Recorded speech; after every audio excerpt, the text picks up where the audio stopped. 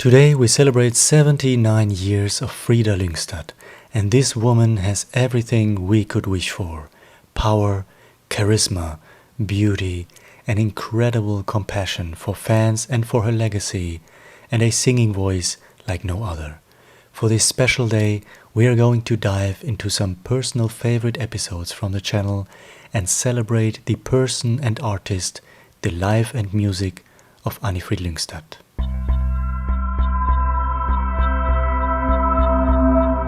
Hey, so we will start by going on location tour. Let's visit the places where Frida once resided together with Benny during the years of ABBA. This brings us first to 1976 and to Stockholm's idyllic old town.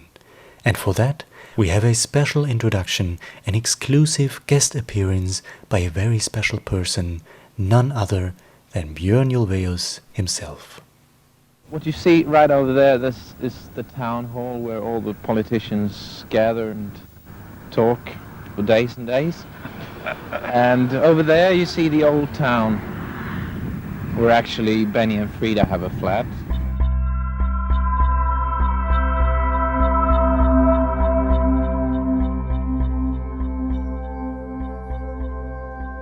Here we are, folks.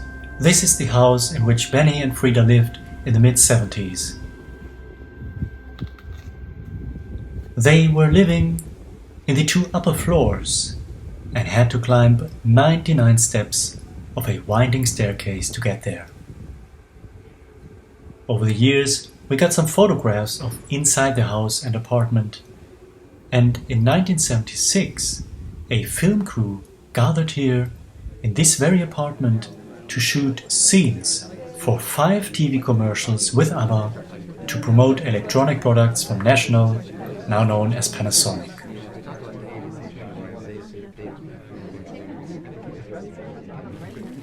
These commercials were done so they could cover the costs for their upcoming tour through Europe and Australia. We talked about that recently on our little documentary about that tour. So it all happened here in this apartment of Benny and Frida. What an efficient way of filmmaking.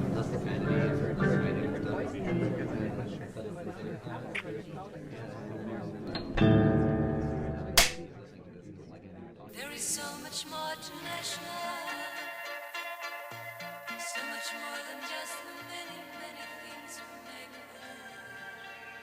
It's all long gone, but somehow it is still here. Let's go over there. Here we will find the garden of these houses. It was here where they took breaks from shooting the commercials. Agnetha and Frida sat on a bench, and today you will find a different bench here, which has slightly moved, but it was in this garden where they were.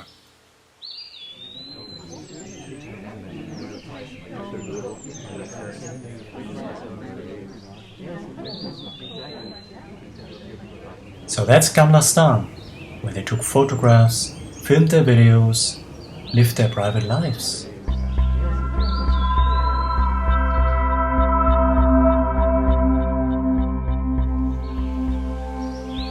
Now, last time we visited Benny and Frida in Stockholm's Old Town. In 1977, they also moved to Lidingö. Let's visit their old house here. It is a big mansion, also known as the Pink Villa.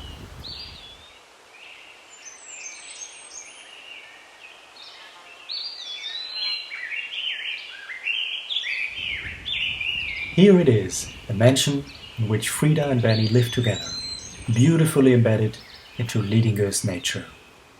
As you can see, the mansion is actually not pink, so I'm not quite sure where that name came from. This is the entrance area. Right now, the building seems to be empty and under constructions. Over the years, we've had quite a few photographs that were taken here.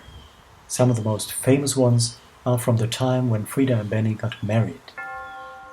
You can recognize the windows and railing leading to the door. Also in 1978, we've got some pictures in front of the mansion with all 4 of them, together with a very lucky fan. In 1979, photos for the inner sleeve of ABBA's Greatest Hits Volume 2 were all taken in Liedinger, and Frida was shown in front of the pink villa reading a book. In the basement of the mansion, Benny had a small studio, which was one of the places where they wrote and recorded demos for their songs.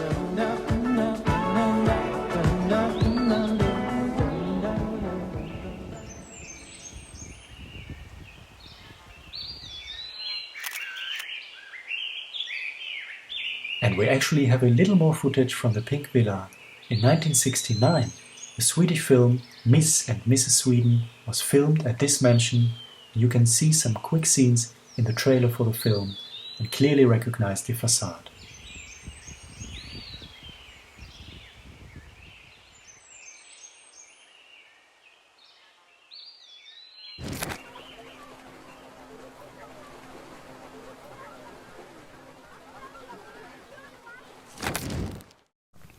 That was a marvelous stroll down memory lane, if I may say so myself. It's the time of those magical ABBA years. And then something was going on. The year is 1982. ABBA gradually came to an end, and Frida was working on her first solo album in English. Around that time, she rented an apartment in a beautiful district in central Stockholm. Welcome back to Stockholm. Today we are going to focus on this very building here. This is where Frida used to live in the early 1980s. This is central Stockholm, and this is number 83, where Frida used to live for a while. Again, she doesn't live here today. These are private addresses, and we are only here for historic reasons and to give you an idea how and where the ABBA members used to live back in the day, especially for those of you who are too far away from Stockholm. There was a documentary in 1982 about Frida's solo album Something's Going On, and it showed some locations in Stockholm, including the Polar Music Studios. There were 3 shots in that program which were cut when it was released on DVD. They showed Frida leaving her apartment. I found these rare pictures from the original broadcast, but one scene is left on the DVD when her car is driving by, and this is where we are today. There is also at least one photograph of Frida next to this building.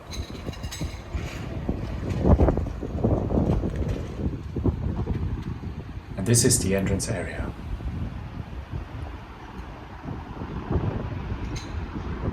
This area in central Stockholm is a district which is iconic for its green public garden and this fountain at its center. The place was built in the 19th century to honor Sweden's kings and was actually inspired by the streets of Paris with its star-shaped roads. As far as I know, Frida used to live on the highest floor.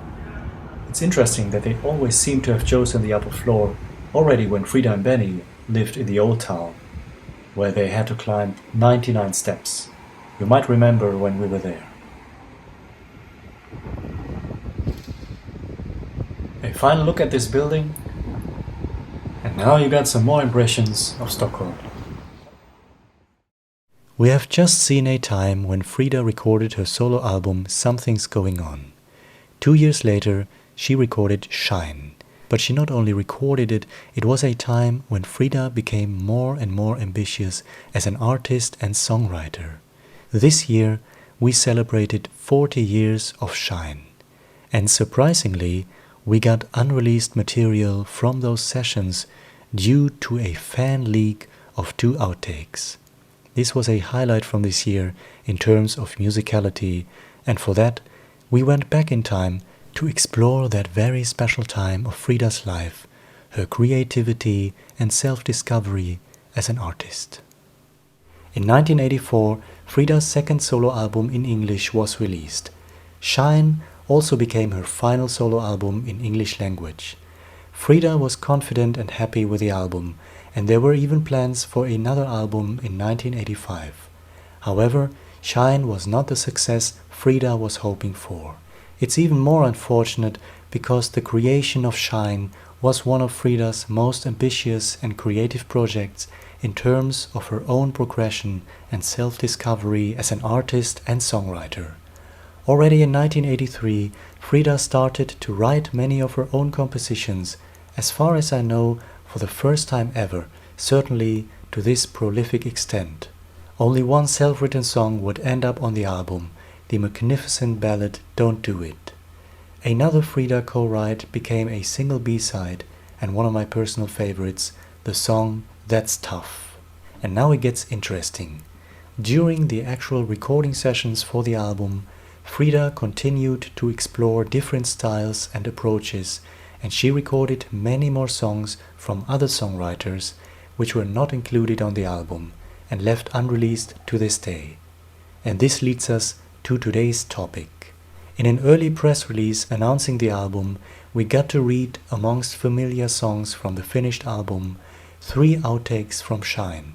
I'm One of God's Children, Can't Be Serious, and When Love Turns to Lies. And the latter two have now finally come to see the light of day in fan circles. So how did these 2 songs end up on the internet for all of us to hear? This goes back 3 years ago to the year 2021. On the music database Discogs.com there are 2 entries for unofficial single releases from a fan in Germany who pressed these 2 unreleased outtakes as B-sides on unofficial 7-inch vinyl singles. Apparently, they were sold to a limited number of fans. How these 2 songs ended up in pristine quality with a fan, I don't know. If you have listened to them, we can now talk about my personal reflection of these 2 outtakes from Shine. I can tell you, my weekend has been full with these 2 songs. Ever since I listened to them, they continue to play in my head, and I can't get enough of them. We have almost nothing comparable to these 2 recordings, to their context and their nature. That makes them very unique. Even better, these 2 songs complement each other perfectly.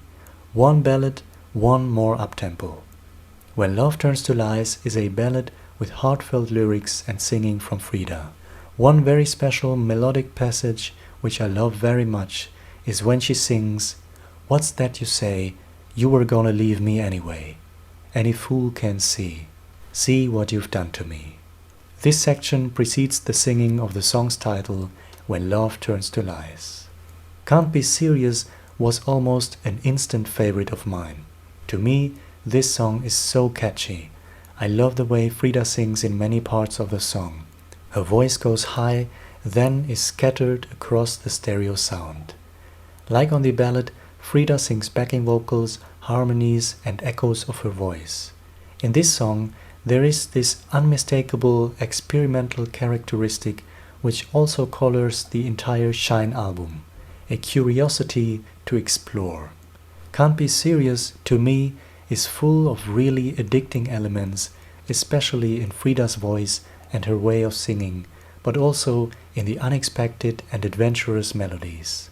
Some moments in the song remind me slightly of the style of Twist in the Dark, and That's Tough.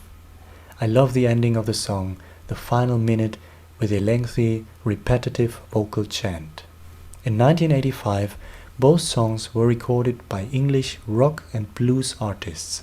When Love Turns to Lies was recorded by the songwriter himself, Chris Ray, for his 7th studio album Shamrock Diaries. Can't Be Serious was recorded by Ginny Klee. On the single by Ginny, the songwriting is credited to be written by 2 other songwriters. However, on the unofficial 7-inch single leak from Frida's recording, the song is credited to be written by Anni-Frid Lyngstad herself. This leak came as a total surprise to me. A leak like this of unreleased songs in full length and in pristine quality doesn't happen very often, especially nowadays. I think it's great to have 2 brand new outtakes from Shine, previously unreleased. This is exactly the stuff that I love and appreciate so much.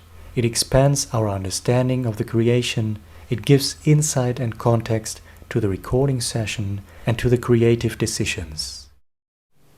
Here is something that Frida said in 1984.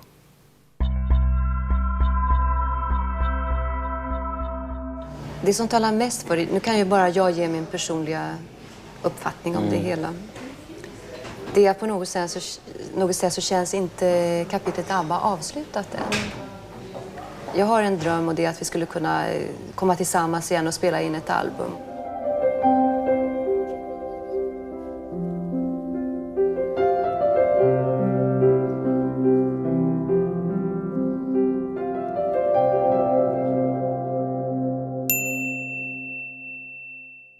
Let's jump forward to present day.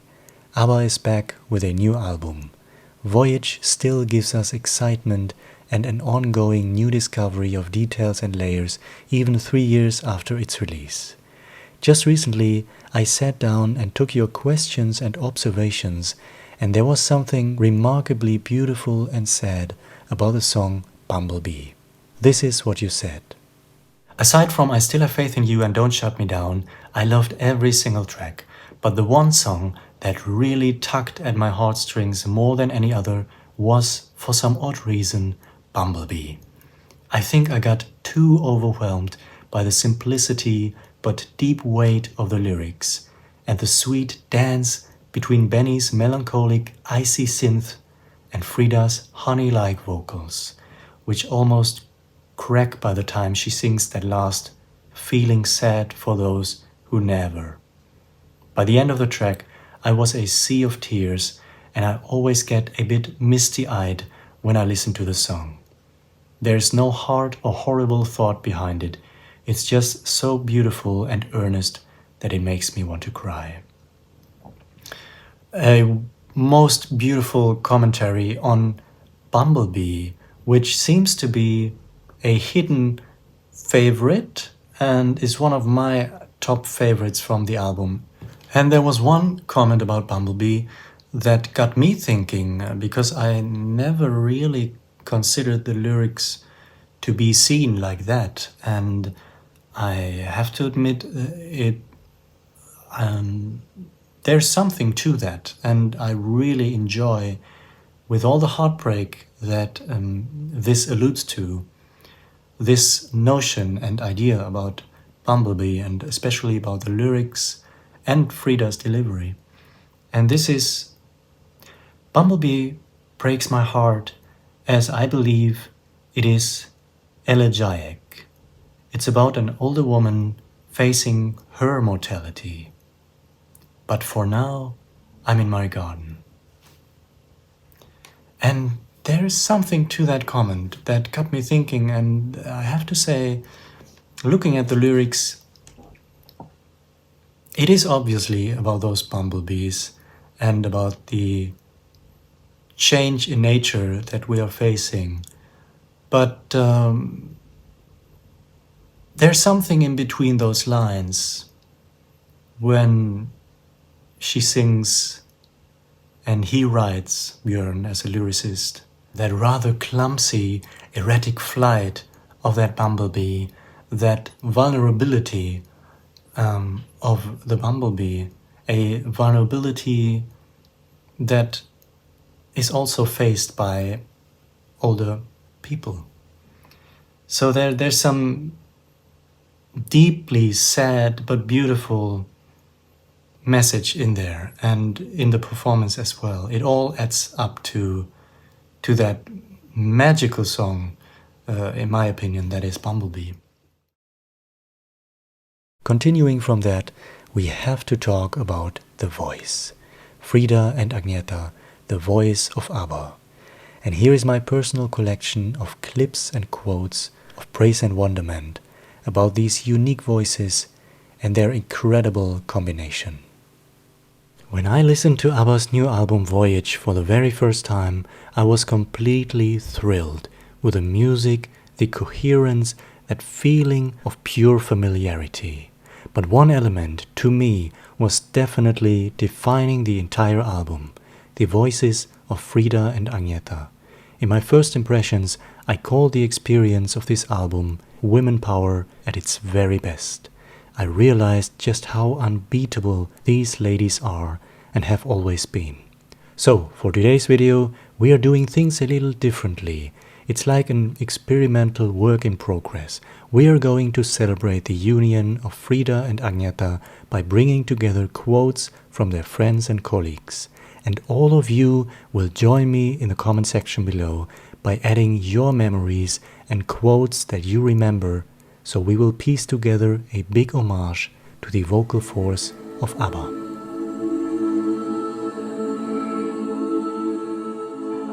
My God, they sound good together. When we first heard the girls, when they came in and helped us singing some backing vocals, we looked at ourselves and said, boy, why don't we let them sing? We write, they sing. Michael B. Dretov, ABBA sound engineer, he said this: "The vocal work was usually completed in one single day and was the most painless bit. With other artists, this is usually the hardest part, but Agnetha and Frida somehow seemed to be cut out for this job. We almost never got stuck on the vocals, which almost always happens with other artists.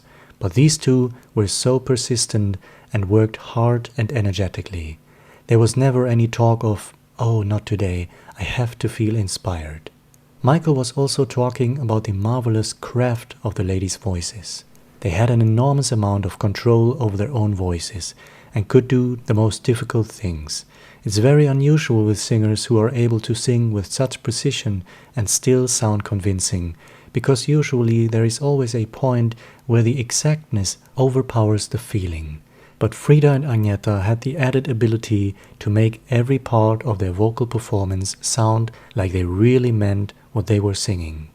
Benny himself said this: "When you talk about concepts like the ABBA sound, you certainly have to mention the songs, the way we arranged them, Michael's contributions and all that. But take away Frida and Agnetha and let two other girls sing their parts, and the ABBA sound goes out the window immediately. Their voices were simply the most important ingredient of our overall sound structure." Just recently, in a lengthy Q&A from 2 years ago, Benny continued his praise for the ladies. Frida and Agnetha is 90% of the ABBA sound. You take the voices out, let someone else sing. It's not the same thing. In 2001, Björn and Michael B. Dretov described the vocal ability of both Frida and Agnetha and what happens if they combined it. Agnetha was very punchy, and Frida had this hi-fi quality to it because it was very bright and very soft, bassy in itself. So they were very complementary to each other, these two voices. Sometimes when they sang in unison, Agnetha perhaps going down a little and Frida struggling to get up to her, there was a certain sound to it. It was amazing. But it's not only the sound that makes it unique. The craftsmanship of Frida and Agnetha has also been praised several times. In the Q&A for Voyage, Björn and Benny gave similar insight into the professionalism of Frida and Agnetha. They've had the songs, right? They had demos of the backing tracks, if we had them, and the lyrics sent to them. So they when they came in to do the vocals, they knew it, you know. And then we just say, okay, ladies, please. Quite extraordinary, actually. Yes, very. Voyage was my first ever experience of an actual brand new ABBA album. I was just so familiar and connected with the original albums that the new album completely reinforced my astonishment for the ladies' vocal force, especially after 40 years. Here is my quote from my first impressions. "From start to finish, we have two ladies who sing their hearts out, who really shine as bright as ever, individually and together. This is women power at its very best. They sound strong and convictive, sensitive and vulnerable, and as lovely as only Agnetha and Frida can sound. It's an incredible journey through all kinds of emotions. My friend Sam said that not only can they sing the highest and the lowest and nail impossible nuances, but they manage to slip into the most different characters to bring us this variety of a voyage. They manage, as good as ever, to bring out their vast range of personal experiences, to give us this incredible variety. It's unbelievable to think and hear what they did on Voyage. Just listen to the joint vocals and backing vocals on songs like When You Danced With Me, on the singles Don't Shut Me Down, I Still Have Faith in You, and songs like No Doubt About It and Ode to Freedom. It's unbelievable. To me, the sound of ABBA, of these two voices, these two ladies, is the most unique and strongest voice I have ever heard by any artist.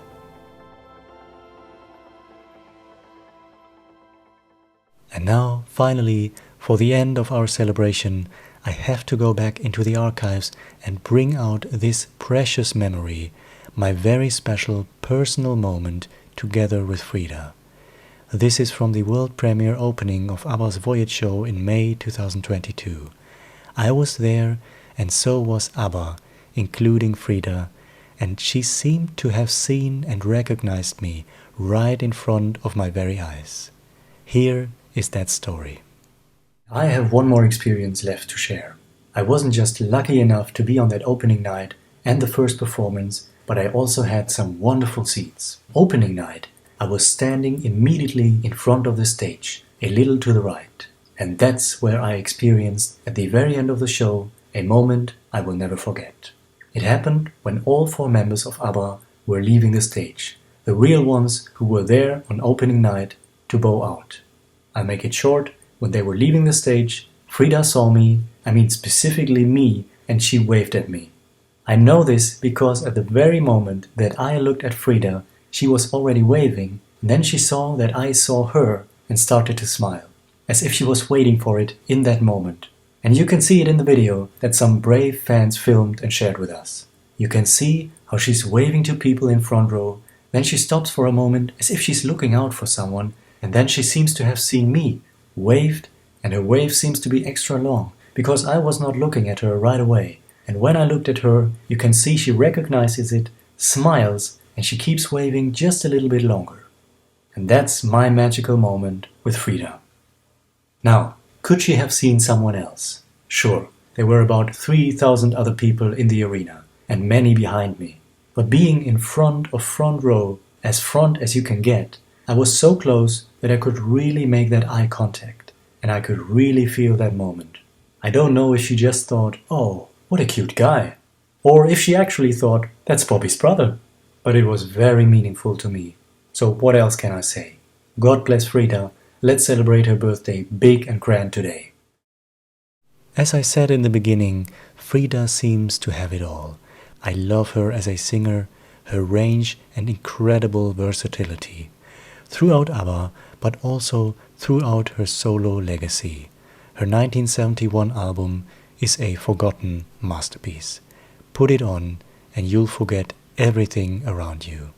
I also love the fact that Frida even gave us several live concerts as a solo artist.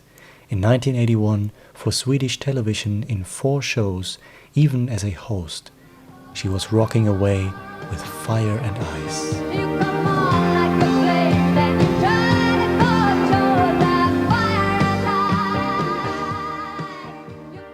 In 1992, Frida was on stage again as part of a beneficial concert that she organized, singing Salt Water and delivering a beautiful duet with Marie Fredriksson, singing What a Wonderful World with all her tenderness. What a wonderful world.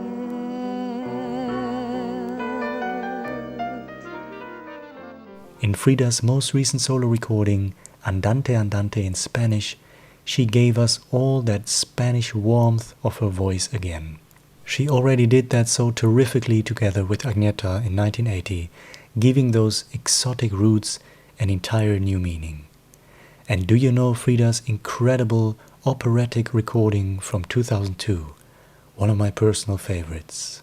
And I also love how Frida introduces the song Fernando in the new ABBA Voyage show, giving all of her gratitude and praise to her grandmother, who taught her to become the person that she is today, but who never lived to see Frida's success with ABBA and the granddaughter she always supported. This is one of those deeply emotional moments in the show, and Frida extends her tribute to all the women in the world.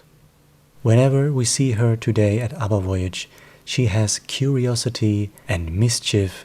She radiates gratitude, a closeness to fans, and deep compassion.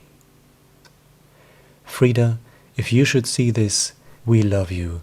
Thank you so much. And now, what do you love about Frida? What do you love about her solo legacy? Share your thoughts and memories, your happy birthday wishes in the comments below. I hope you enjoyed this gathering of some of my personal favorite moments and some of my thoughts. Happy birthday, dear Frida. Alright, until then, hej då!